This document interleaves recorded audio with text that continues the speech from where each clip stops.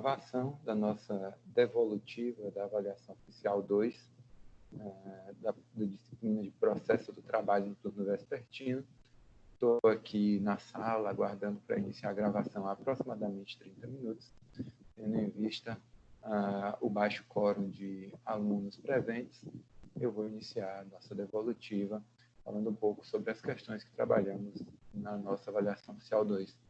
A primeira questão falava sobre o ajuizamento de uma ação por Tício de Abreu, que não compareceu na audiência inaugural. Então, dizia, Tício de Abreu ajuizou reclamação trabalhista, postulando salários atrasados no dia da audiência inaugural, ele não compareceu, sabendo que ele era beneficiário da justiça gratuita, conforme despacho anterior do juiz. Tício se manteve tranquilo, deixou de acompanhar o trâmite processual e, após 6 meses, ajuizou nova reclamação trabalhista, postulando salários atrasados e requerendo a gratuidade da justiça. Ao acessar os autos no dia seguinte, verificou que o juízo prevento determinou que ele fizesse o recolhimento de um determinado valor, a fim de que sua demanda tivesse prosseguimento. Sem compreender o motivo de tal exigência, ele procurou o seu escritório, o seu aluno. Pelas circunstâncias descritas, responda as seguintes perguntas. Pergunta letra A, né? A 1. A que se refere o valor? Ora, a resposta desejada era que o valor se trata da condenação em custos processuais que a CLT determina para o reclamante que não comparece à audiência inaugural e não o justifica. Ok? Se ele não compareceu e não justificou, ele vai ser condenado em custas. Essas custas são condição para o ajuizamento de uma nova demanda. Era nesses termos a exigência aí da resposta dos alunos. B. Esse valor é devido ou foi exigido de maneira incorreta? Mais 500 pontos para quem acertasse a resposta dessa pergunta. Bem, esse valor é devido, certo? Ao menos a priori no texto seletista. Você pode até falar, olha, eu discordo da aplicação dessa penalidade, acredito que ela seja inconstitucional, temos doutrina nesse sentido, temos jurisprudência afastando a aplicação dessa condenação por violar a garantia de amplo acesso à justiça, certo? Mas a gente sabe que a legislação trabalhista prevê essa condenação e ela diz, ainda que beneficiário da justiça gratuita, ainda que o Tício seja beneficiário da gratuidade da justiça, vai ser condição para o ajuizamento dessa nova demanda o pagamento desse valor equivalente a uma condenação em custas. Veja que a lei ela tem presunção de constitucionalidade. Então, até que o Supremo venha e diga que essa lei é inconstitucional, a lei vai ser constitucional. Ok? Então, você pode até discordar, mas você tem que trazer qual é o ponto de vista aí do legislador, qual é a determinação da CLT, qual é, então, a regra geral, mesmo que você encontre aí jurisprudência no sentido contrário, ainda que você se paute sua resposta pela jurisprudência, você precisa fazer, sim, alguma remissão à lei. Afinal, como eu disse, a lei tem presunção de constitucionalidade. Vamos para a questão 2. Tício pagou o valor determinado pelo juízo e aguardou o dia da realização da audiência inaugural. Neste dia, novamente, Tício não compareceu. Diante disso, o juízo determinou o arquivamento da reclamação pela segunda vez, com base na ausência do reclamante. Diante disso, responda. Tício buscou, então, seu escritório para ajuizar novamente a demanda pela terceira vez no dia seguinte ao segundo arquivamento. Você poderá fazê-lo? Explique sua resposta com base na CLT. Ora, a CLT diz que, diante do segundo arquivamento, por não comparecimento do reclamante à audiência inaugural, ocorre a perempção trabalhista e o direito de ação fica, então, suspenso para que esse trabalhador somente possa ajuizar novamente essa demanda após transcorridos esses 6 meses, ok? Então, você vai precisar falar desse período de 6 meses, falar que se trata da perempção trabalhista, certo? E, embora você possa pensar que ela não ocorre quando a ausência é justificada, a nossa questão, o nosso enunciado, não demonstra que havia uma justificativa plausível para que ele faltasse, não demonstra que havia uma justificativa legal, não, uma justificativa que seja aceita pela lei, que possa, portanto, fazer com que ele não sofra essa condenação e esse arquivamento, que aí o juiz apenas adiaria a audiência. Bem, a questão ela não mostra nenhum tipo de ocorrência que possa justificar. Afinal, não, a justificativa não é algo que o reclamante inventa, né, para dizer o porquê não foi, e sim algo que ele comprova que efetivamente aconteceu e que o impede de estar lá presencialmente no dia da audiência. Pois bem, fala-se ainda, alguns alunos falaram nas suas respostas, de mudar, de modificar a causa de pedir da demanda, porque sendo uma demanda diferente, não haveria, então, perempção. Interessante aí a criatividade, mas a gente está falando de uma reclamação trabalhista pelo não pagamento de salários, né? Ele foi postular salários atrasados. Então, vale a pena você perceber que a causa de pedido não pagamento dos salários basicamente é o inadimplemento, certo? É a prestação de serviço e o inadimplemento. Você não vai conseguir mudar essa causa de pedir. Pelo menos eu não vejo nenhuma hipótese aí de você conseguir mudar essa causa de pedir. Aqueles que trouxeram essa resposta a trouxeram no plano abstrato. Realmente pode, em algum outro caso, ser uma opção viável, mas nessa aqui não parece ser uma opção viável, e como a gente está tratando de casos práticos, ninguém deu um exemplo prático de como faria essa mudança da causa de pedir, certo? Então, o que a gente esperava era a descrição aí da permissão trabalhista, e o advogado teria, lamentavelmente, que aguardar esses 6 meses aí, já que isso é uma decorrência legal da negligência do reclamante ao conduzir esta demanda. Alguém quer falar alguma coisa?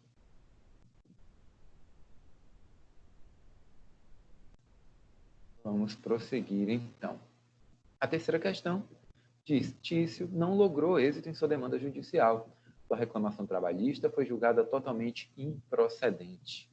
3 meses depois do trânsito em julgado, Tício viu na televisão que seu antigo empregador, réu na aludida reclamação, foi condenado na justiça criminal por falsificar documentos.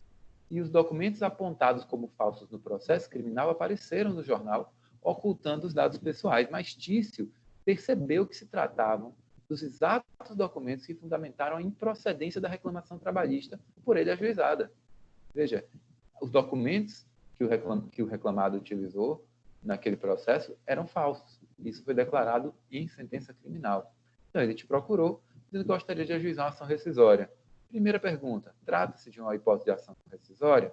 Sim, se trata de uma hipótese de ação rescisória prevista no artigo 966 do Código de Processo Civil, no inciso 6º, que fala que cabe aí a ação rescisória quando a sentença da decisão judicial for fundada em prova cuja falsidade tenha sido apurada em processo criminal, ok? Então, dentre outras hipóteses, essa é uma hipótese, sim, de ação rescisória. E a pergunta continua: se couber, onde se deve ajuizá-la? Ora, alguns responderam na Justiça do Trabalho.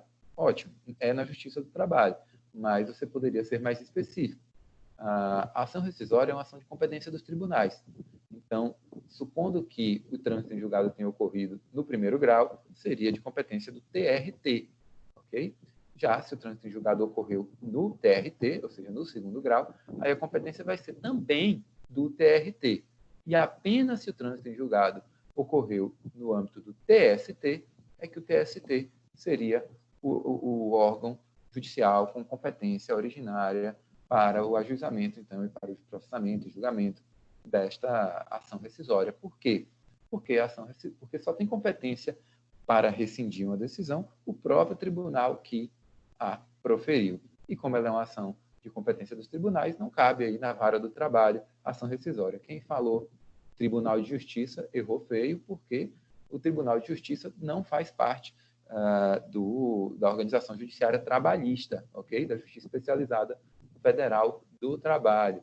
A ação rescisória seria ajuizada no Tribunal de Justiça se a gente estivesse tratando de uma ação que for de uma decisão judicial proferida por uma vara civil, por uma vara criminal, no âmbito do próprio Tribunal de Justiça, ou até mesmo um acórdão do Tribunal de Justiça. Aqui a gente está falando de processo trabalhista, então a competência é sim da Justiça do Trabalho, mas especificamente do TRT ou do TST, ok?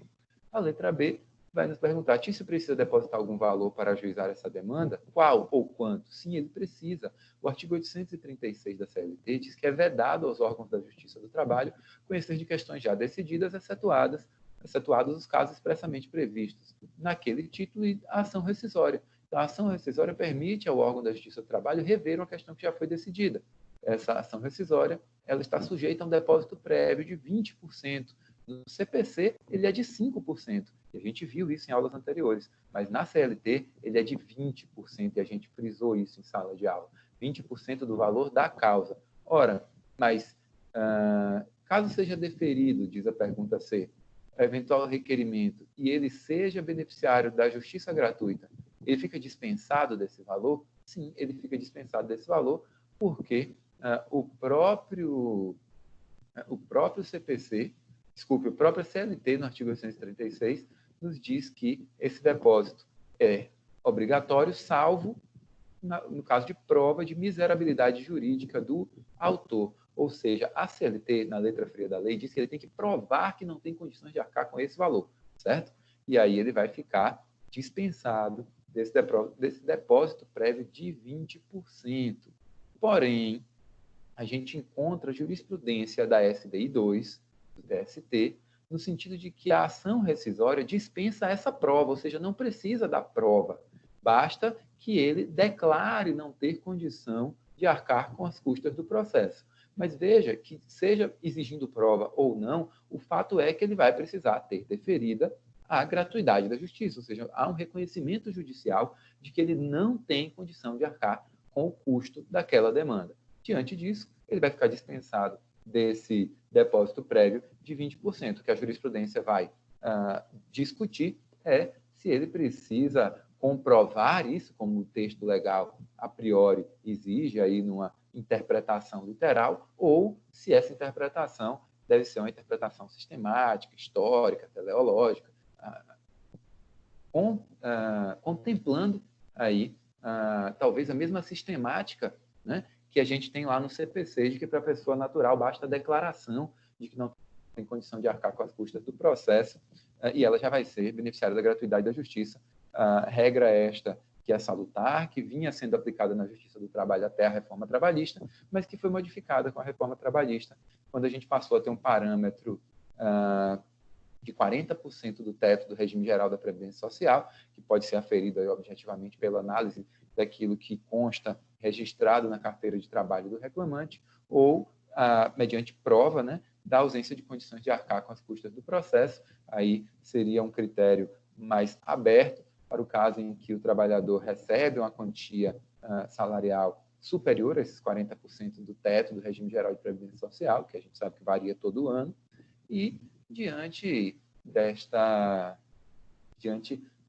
caso, né, ele poderia, então, apresentar provas. A CLT diz que ele precisa, então, recebendo um valor superior a esses 40%, ele vai precisar provar que não tem condição, assim como ocorre aqui no caso da ação rescisória, que também exige prova da miserabilidade jurídica do autor e que, como vocês sabem, vem sendo flexibilizado pela jurisprudência da SDI 2 do TST recentemente. Ok? Bem, essas são as respostas que eram exigidas na nossa avaliação oficial 2.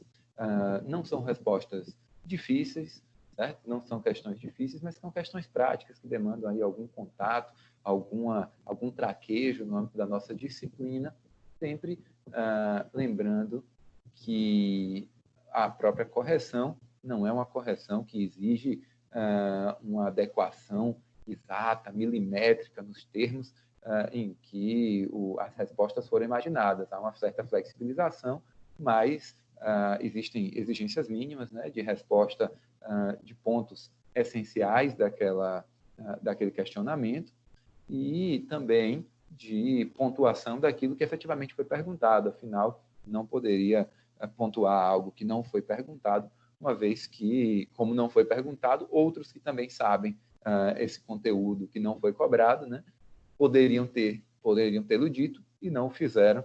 Então, não seria justo pontuar algo que não foi cobrado, embora toda a prova seja analisada aí num contexto geral que vai trazer aí um reflexo dos estudos pregressos do aluno quanto à nossa disciplina. Bem, essa foi a nossa devolutiva da avaliação oficial 2. Espero que todos gostem quando virem em reprise. Fica aqui, então, o encerramento da nossa gravação. Bons estudos a todos, desejo bons estudos a todos, e a gente prossegue aqui na sala de reuniões com nosso debate, nossas discussões, nossos questionamentos. Um grande abraço a todos.